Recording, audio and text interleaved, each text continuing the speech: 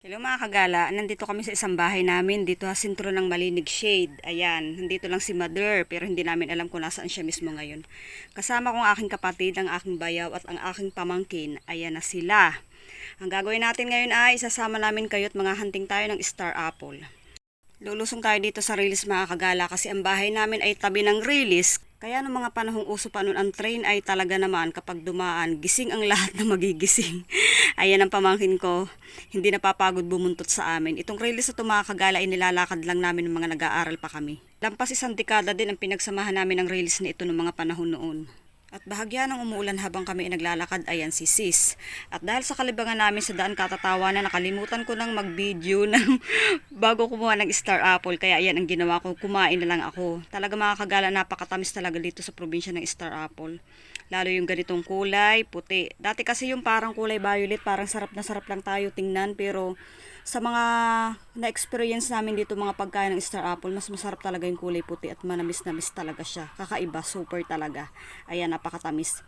At hindi kami nakontento sa isang puno, lumipat pa kami sa isang puno. Dito mga kagala sa probinsya nakakatuwa dito kasi kahit wala kang sariling tanim ng Star Apple ay pwede kang manghingi at pwede kang makitikim sa puno ng may puno. Yun nga lang, kukuha ka lang ng tama. Yung tipong hindi naman marami at tipong hindi ka naman manguubos para sa may-ari. At habang kami ay masaya nagkukwentuhan at nalilibang sa pagkuha ng Star Apple, maya-maya napansin namin mayroon pala ditong wire na pwedeng maka-ground sa'yo sa pagkuha mo ng Star Apple. Kaya kanya-kanya kami paalalahanan na mag-iingat sa pagkuha. Kasi yun na nga, mahirap na. Baka lagay niya nakakain ka pero nasaktan ka. Pero maya-maya nang biglang... Sabi ko na sa'yo, wag mong palapatin at may kuryente yan. Dito yung talok yan. Sariwa pati. Kaya nga, talok yan.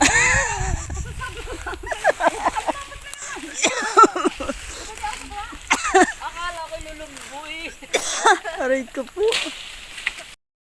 O ayan, nadali na nga. Pero sabi nga, pagsubok lang yan. Kaya tuloy pa rin ang aming pagkuha. Hindi pa rin kami napigilan sa pagkuha ulit ng mga Star Apple. Kasi nalilibang kami talaga mga kagala, napakatamis. Kaya nga lang, yung mga nakukuha talaga namin ay sobrang hinog na. Kasi marahil hindi na rin ito napapansin ng may-ari para puntahan ng puntahan. Pero kakilala din naman namin ang may-ari nito mga kagala. Yun nga lang, sabi nga kahit hindi naman tayo magpaalam, pwede naman kumuha. Basta wag ka nga lang susobra sa pagkuha at syempre wag mong aabusuhin ang pagkuha dito sa puno. Kumbaga kukuha ka lang para sa saktong kakainin mo at ayan na nga tinigman na ni D. May paarte-arte pa naman na napaka-OA. Ayan, tinawa na lang ng aking pamangkin. Hindi makapaniwala sa kanyang titong baliw. At dahil nga kami ay nanghihinayang na rin naman at sobrang hinog na yung iba, talagang inubos na namin kunin ang mga pwede naming makuhang hinog na. Kasi sayang naman, kaysa man laglag lang, kaya kinuha na namin. Maraming salamat po sa may-ari ng Star Apple na ito. Pasensya na, ito na yung kinuha namin. Kumuha lang naman po kami ng ilang piraso, hindi naman namin talagang dinamihan. At ayan si Argel, talagang hindi mapigilan sa pag-i-enjoy sa pangangain ng kanyang Star Apple sa kalukuhang pinagagawa niya. Tuwan-tuwa sa kalukuhan niya. At yun na nga, habang kami ay namumulot na ng ibang mga nakuha namin, ako ay napapatakam na rin kumain. Ayan, hinintay ko lang si Sis na makatapos sa pangunguha. At kinuha lang talaga nila yung mga nasa baba na pwedeng makuha pa. Kasi yung iba talaga mga kagala, sayang talaga yung mga katas nila tumutulo. Oops, pak, may pasalo-salo pa. Ayan na, tapos na kami mga kagala. At may huling-huli pa pala, may hirit pa. Last na talaga to mga kagala. Talagang last na. O ayan, nag-agawan pa sila. Pero nagbigayan din naman. At may tinatanaw-tanaw pa. Usapan tama na pero sumisilip-silip pa. Hoy, tantanan nyo na yan. Tama na, tayo umuwi na. At habang sila'y namumulot pa't nananaid pa, talaga namang hindi ko na rin mapigilan na hindi ako makakain. At takam na takam talaga ako sa isang ito. Sobrang daming katas talaga mga kagala. Kaya naisipan kong buksan at mangangain ako habang sila ay hindi pa mapigilan sa pagkuha. Ayan, si kapatid. Talaga naman may pahabol pa. Ay sus kapatid, tama na yan. Umuwi na tayo. Tayo makakagalitan na dito. Diyos ko. Tama na yung nakuha na yan natin. Okay na yan. At pangkain lang ha. Hindi na yung pambenta. Parang kinuha natin para magbebenta na tayo. At ito na, matikman na nga rin ang aking pinagpapagurang kaninang katatawa at kahihilhilang dito. Wala naman akong naibang naiambag kundi katatawa lang.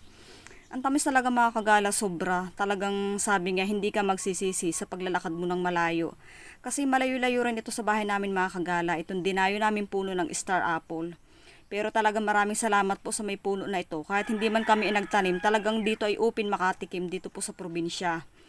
Pwedeng-pwede kang humingi, pwedeng-pwede kang tumikim, pwedeng-pwedeng kahit hindi ka magpaalam, basta kumuha ka lang, wag mo nga lang lalahatin. Hindi yun talagang kala mo naman ikaw na may-ari na sa pagbitbit ay hindi ka na magkanda o gaga. Tama lang pakunti-kunti lang. At ayun, habang ako ay nag-i-enjoy sa pangangain ko ng star apple, ay kami gumagayak na rin pauwi mga kagala kasi kumukulimlim na naman ang panahon. Baka kami ay abutan pa ng ulan. Kaya kami naghahanda na rin. At habang ini-enjoy ko tapusin ang kinakain, okay, wala akong panyo, kaya ito ginawa ko ng pamunas ang damo. Hindi po pang iwang yan ha, pamunas sa kamay. Okay mga kagala, pauwi na rin kami. Maraming salamat sa pagdaan, maraming salamat sa pagtambay, at mas maraming salamat sa oras na inyong ibinigay mga kagala ko. Okay na mga kagala, bye bye, see you on my next vlog.